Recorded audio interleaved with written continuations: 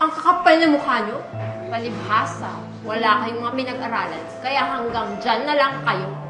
Mga tatanga-tanga, nagpapakahirap humanap ng pera. Bakit? Ikaw, may narating ka ba?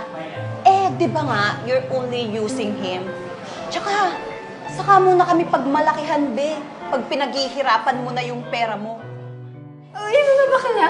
Kamusta na? Long time no see, ah. Eto, ganun pa din. Grabe, no? After 3 years, ngayon lang ulit tayo nagkita-kita. Ikaw, bakla, kumusta ka na? Grabe, mukhang asensado ka na, ha? Grabehan yung mga suot mo, ha? Pang mayaman. Oo naman, no? Kita nyo naman yung diamond ring ko.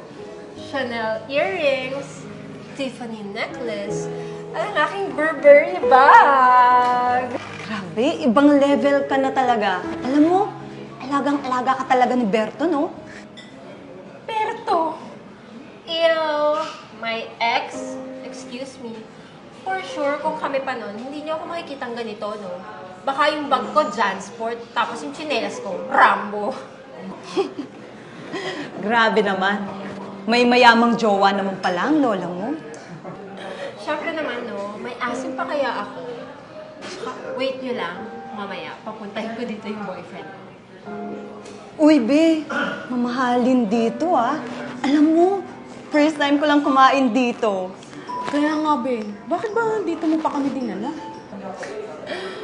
Ang cheap nyo talaga. Diba nga, sagot ko to. Kaya huwag kayong mag-alala. Don't worry. Order lang kayo ng order din. Kasi mamaya, dadating yung boyfriend ko. Grabe.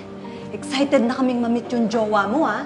Siguro, sobrang gwapo nun, tsaka ang yaman-yaman pa. Ay naku, be, baka kamo businessman. O basta, order lang kayo dyan ng kahit ng ano. Kahit mag-take out pa kayo, no, para may mauwi kayo sa pamilya nyo at makatikim naman sila ng totoong pagkain. Grabe ka naman, be. Pero okay na kami, be. Salamat, ha.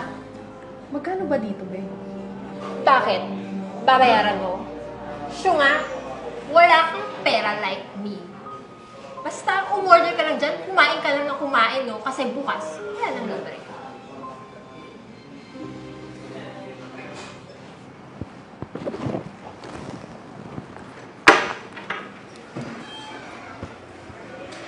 Saan ka galing?